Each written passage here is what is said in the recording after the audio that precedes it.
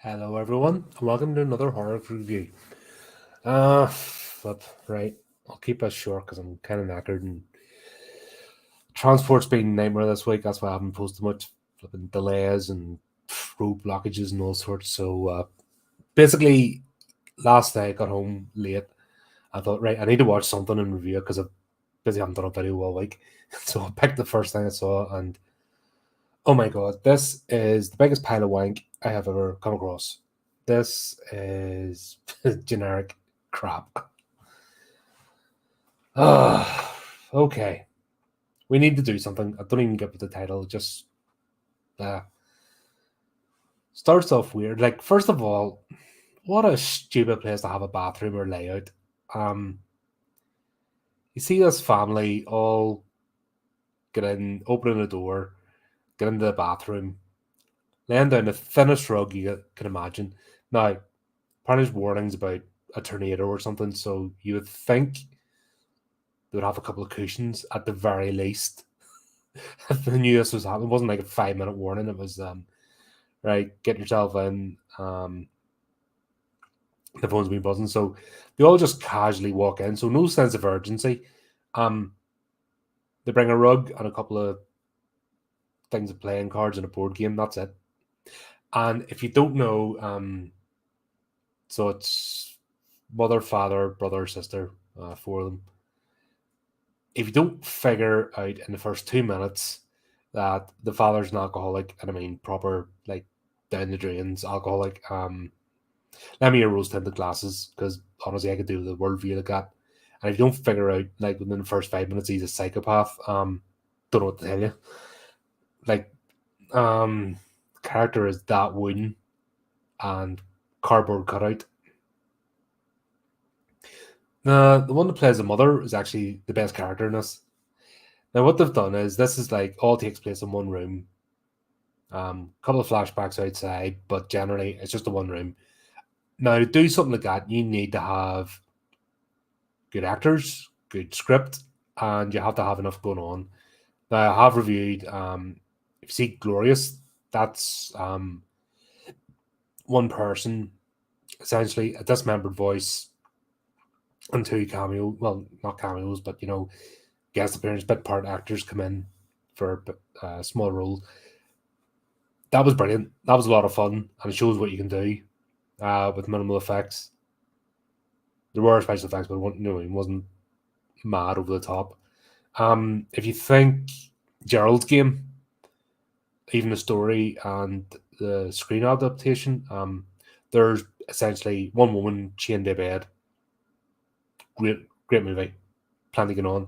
This has 4 characters in it, so you'd think there'd be enough bouncing off each other and dynamics going on, and there's supposed to be a family, and you'd think honestly it was 4 strangers put together in a room. The way it's portrayed, just really bad. I'm not even that excited. I had to watch this in 2 bits because last night I was got to the point I was getting tired. There's like 20 minutes of the movie. I was like at that stage going, friggin' hell, is there still more of this movie to watch? Put in pause, finish it tonight, and even the last 20 minutes or so was a chore. So essentially what you have, to go into this weird bathroom which has a front door leading out into the front porch or something. Don't ask me. Like, for daily use, what, you get showered and then you walk past your front door, like in the garden with your robe on, and do that, the towel around you.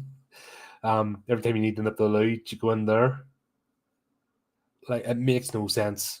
And the reason I'm bringing this up is because to go in, to spend the night, like I said, they spend the night there. So with a rug, like blanket on a tiled floor, that's sensible. Yeah, Okay, whatever.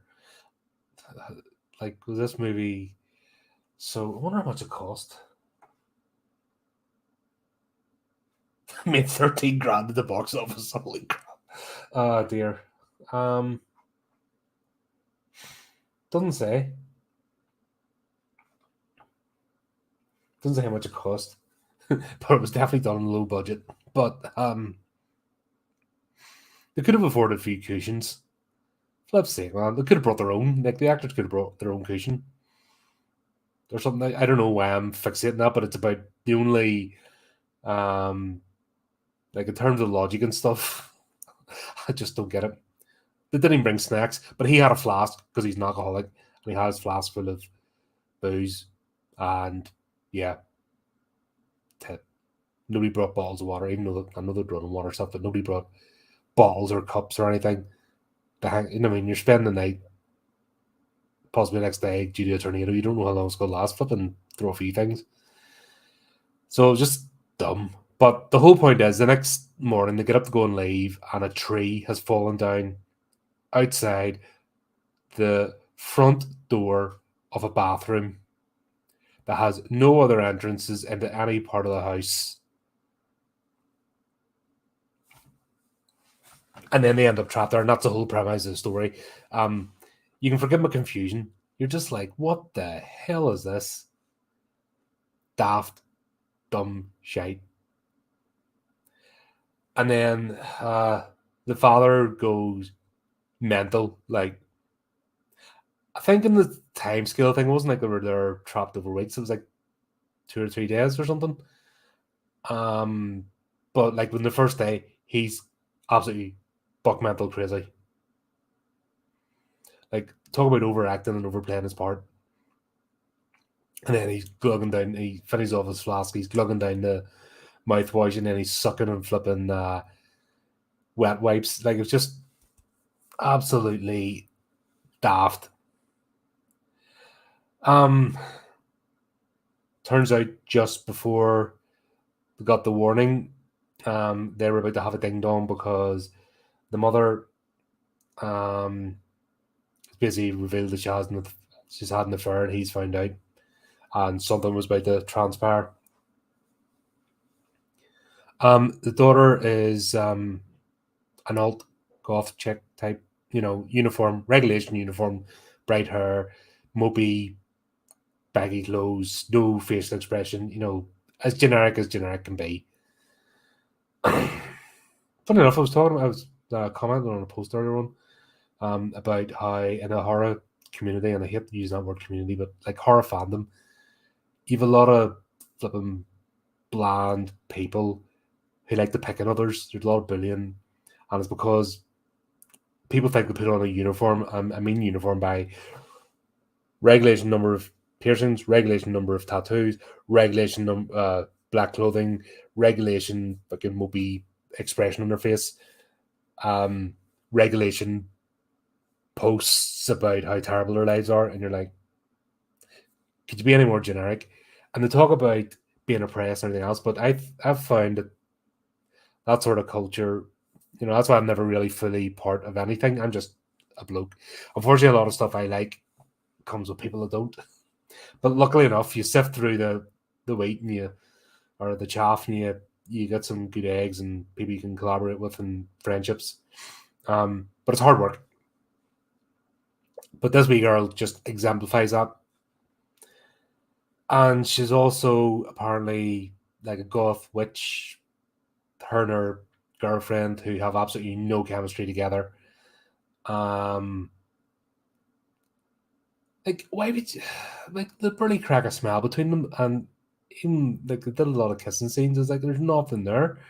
You're like, dudes, you're allowed to laugh. I know you're playing part of friggin' goth witches, but for fuck's sake, cheer up, embrace life. God, what's the point?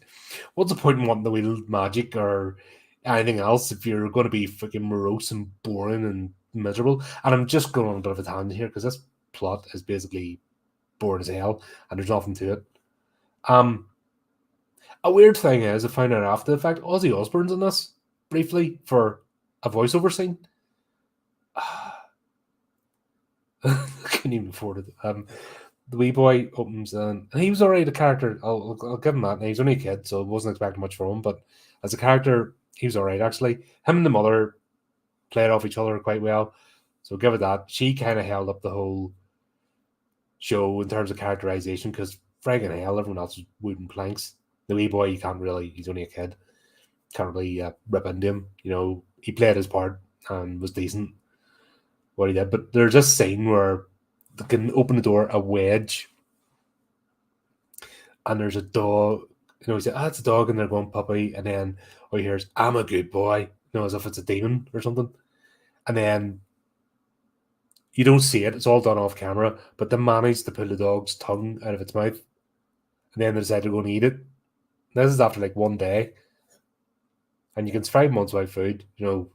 It's water, and they had running water. And they were even able to take showers, took took turns having a shower, turned their backs and stuff. At least it was done that respectful and when they paid and all. But yeah, they're completely messed up because you have no concept of time. You just get it it's like the next day, and they're going crazy. There's loads of movies out there of extended entrapment and being marooned in places, and they manage to do the time scale. This the burly, like they're wearing the same clothes, the burly notice, it's just I'm trying to spin this out, but I'm honestly reaching the end of my rope with this one because nothing happens. There's the whole thing as well. They managed to introduce a rattlesnake. There's a tornado. It's wet. The wee boy points outside, saying, "Oh, there's a rattlesnake." Like apparently sees it from across the street or something like weird. And then the rattlesnake gets in, and they manage to chase it out. And then it gets back in again and bites the wee boy. And they put it under a bucket, and it's just like, what was the point in that? That was their idea of putting a bit of drama. And oh my god, the worst looking fake rattlesnake you could see. But rather than using the CGI that they did, or that have been better just taking some photos of an actual rattlesnake and just photoshopping it, and it would look better. God, it was awful. They put this as a supernatural drama. I don't get it. And then you see the backstory, and the most dumb backstory you'll see. Right, those two were kissing, and then some weird bloke was taking video of it because, yeah, all right. Flip sake, if you want to get your rocks off, the girls kissing, it's only a flipping Google click away. I don't know. And then they decide to cast a spell on him, and then it's supposed to bring about the end of the world. Then they heard people outside, and then there's gunshots and no explanation. And they never even met, right? The fact that they met a dog and it said, I'm a good boy, and then something weird happened at the front door, they never bring it up again. They never talk about it. They don't freak out. They're just like, oh, we're going to eat this tongue.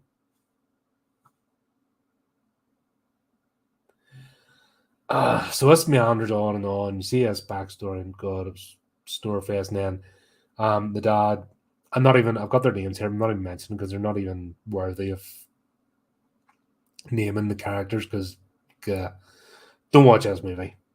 This one just patch it by. Yeah, he just starts going mental. Like it just doesn't make sense just because it had to happen. I suppose they need the plot to do something.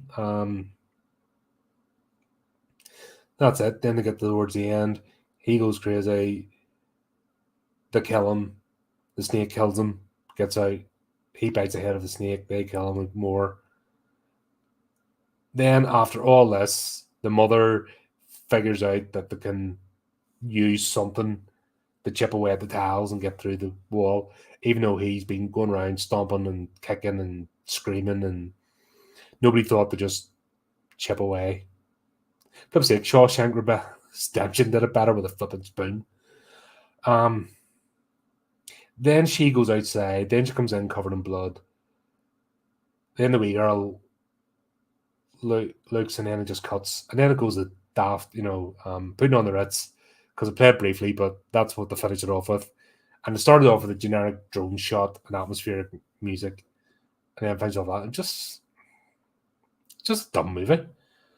I feel like I'm wasting my time watching it, and I feel like I'm wasting my time and your time talking about it here. But suppose I watch it so you don't have to. Yeah, give That's What I Miss. It's really not. There's better out there. Let's be honest. There's a lot better out there, and talking to some people who've done better. Funny enough, later on this month, going to talking to Dick Dale, and I'm going to be talking to our friends out of Acrostar again. So that'll be good. Actually, funny movies. These movies that have a bit of heart behind them. This thing was bland and soulless and pointless, and other S's. It was all the S's. It was just don't waste your time. There we go. Right. Chat's been quiet today, so I'll wrap it up before we go on 100 tangents. Like I said, didn't want to keep this on too long. I'm just exhausting myself talking about this. Right, there we go. I'll wrap it up there. There's my review. Hope you enjoyed it. Like I said, keep up to date with the channel, plenty going on, do the typing clicky things, and until next time, keep it creepy, keep it horrific.